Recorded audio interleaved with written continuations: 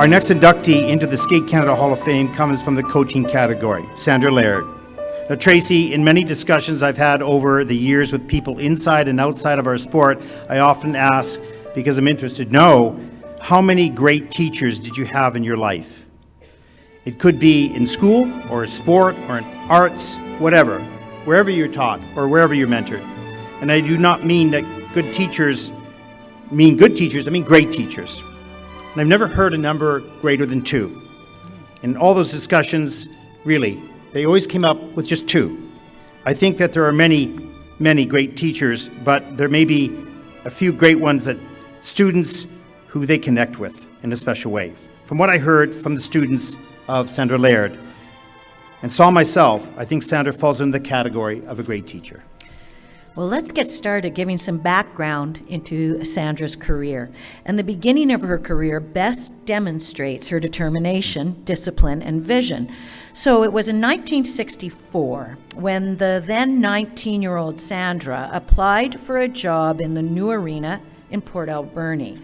And as recorded and written, the 8 new club executive group waited for their applicant to arrive. Now, as they fondly wrote this, and it's true, they've written this down, in walked this cocky little 19-year-old who immediately took control of the meeting. She told us how much she wanted to be paid and how she wanted the club to be run. Well, as the committee recorded, being a new group and not knowing too much, we signed Sandra right away, and quickly, they were scared, and became the Mount Aerosmith Skating Club. It was not long before that the recreational skaters and parents on the ice were becoming medalists, and tests and competition success followed. Sandra was not one for coasting and was always pushing everyone to be better and do more. And so she started the ice show, and she was determined to get the town out to see what the club had achieved. Sandra even convinced a group of RCMP officers to perform in the show as Follies a la RCMP, complete with can-can dresses. Yeah, the number was a hit. And speaking about a hit, after the show and at the post-event party, Sandra was having one of her favorite beverages. It's kind of a weird one, rye whiskey and Mountain Dew. And she asked the officers what their cruisers were like and talked them into letting her sit in one. She did. She started the car, put it reverse, and hit 3 garbage cans. Well, the show was such a great success, she was forgiven, and she continued to produce excellent results in Port Alberni until...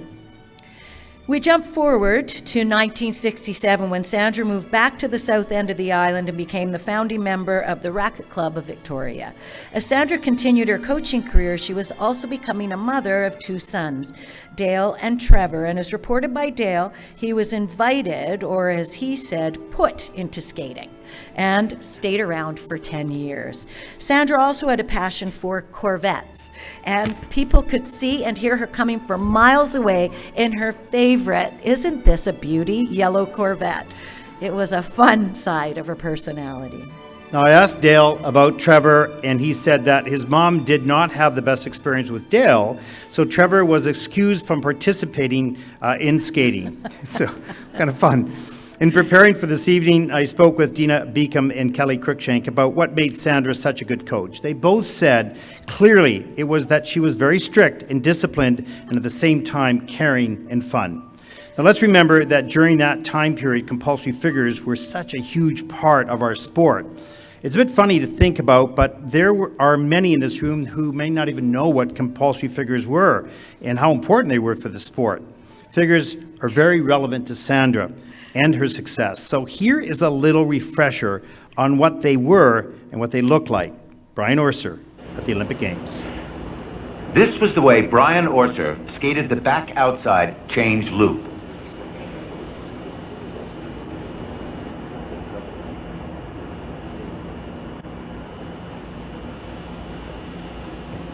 Now you can see how small this figure was. That's amazing. To do this figure right, the skater must have very steady nerves, a steel-like concentration. The print is very small, and even the slightest glitches show up clearly. Wow. For those of us who did figures, does that not make you so nervous Oh watching yeah, that? I was shaking watching that. I'm going, ugh. I was shaky anyways in figures, so it wasn't good. Many of us here of a certain age will have done figures, and they do indeed take great skill and great nerve. I never was able to get that under my belt. But to learn these, you definitely need a good teacher and a tough taskmaster. And that best describes Sandra. She was very detailed and strict when it came to compulsory figures and was known during her time as one of the top figure teachers in Canada. She had a passion for the detailed figures and instilled the discipline in her students to do them extremely well. Sandra had many successful competitors throughout her career, and to keep them working hard, having fun, and bonded as a club, she planned special trips for training, and one of those trips was to Sun Valley. Now, for those of you who do not know, Sun Valley has an outdoor rink with a roof sometimes, but no sides in summer schools was rather warm, but lots of fun. The trip to get there, though, was not always as easy. Sandra would load up the big burgundy Mark IV massive boat of a car with luggage and skates and some skaters. Others would go with their parents on a 14-hour road trip to Sun Valley. That is amazing in itself, and we know there were some funny stories that came out of those trips. Now, once in Sun Valley, the skaters stayed in a home and were looked after by some of the parents, and Sandra would be at the rink teaching throughout the day, and as we see here with her cowboy son Trevor in tow, as you can see Trevor at the side, and she's teaching at the side of the rink, a young skater. And I think these were some of the wonderful moments in any skater's career, all being together on an adventure and at the same time working hard and playing hard.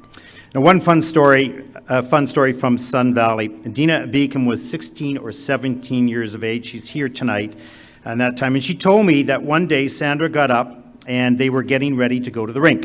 And Sandra came over to her and said, "Dina, you're going to drive the car," which really meant the boat, the big purple boat, to the rink, and I'm going to run. Now, keep in mind that Sandra was about to marry Neil Leard, who was such a wonderful man, loved by all, and Sandra was determined to get in shape with this one run prior to the wedding. So included in Sandra's specific instructions to Dina was this: under no condition are you to stop and pick me up. No matter if I'm lying by the road or flagging you down, I have to do this, so do not stop. Now, Dina said she kept her eyes straight ahead, but could barely see over the steering wheel herself. And while she's driving down to the rink, out of the side of her eye, she could see someone madly waving her arms and recognize Sandra. But in her head, she heard Sandra's voice, "Do not stop." So she didn't. Evidently, Sandra did not really mean do not stop and was, well, let's say mad that Dina did not pick her up. You see, Sandra was not a runner. And she found out that day. The reason we tell you the story is that Sandra was a wonderful and complex mixture of kind, fun-loving, determined, and proud personality. And it was with all these qualities that she installed such successful attributes into her students. Kelly Cruikshank, one of our top judges and technical specialists in our country and internationally, was Canadian junior champion as well under Sandra, and he said that without Sandra's help and support in non-skating matters in life would have been much more difficult. Dina Beacom said much of her success as a senior national skater and now as a coach directly came from Sandra's detailed discipline and love of the sport. Here are just a few of her students and colleagues that she worked with and impacted. Craig Burns, 4th Junior Worlds. Kelly Cruikshank, Canadian Junior Men's Champion and ISU Technical Specialist. Cam Woodruff, Judge Specialist. Ron Vincent, friend, colleague. Murray Anderson. Sandra got him started in music, and he's gone on to do 4 Olympics. Susan Morris, ISU Judge Controller, and the list goes on. So Sandra left a legacy of qualities in her students, friends, and family, and they carry on today in their lives and pursuits. Sandra passed away in 1999 at the age of 55, and now we have the wonderful pleasure to honor her life's work as we induct Sandra Leard into the Skate Canada BC Hall of Fame. We ask Dale and Trevor, Sandra's sons, to come up to receive the award.